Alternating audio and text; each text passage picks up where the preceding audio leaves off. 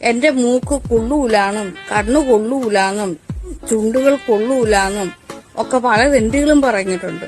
പക്ഷെ അതേപോലെ തന്നെ മറ്റു പലരും പറഞ്ഞിട്ടുണ്ട് വിടർന്ന സുന്ദരമായ കണ്ണുകളാണെന്നും മൂക്ക് നല്ല മൂക്കാണെന്നും ചുണ്ടുകൾ നല്ല ചുണ്ടുകളാണെന്നും.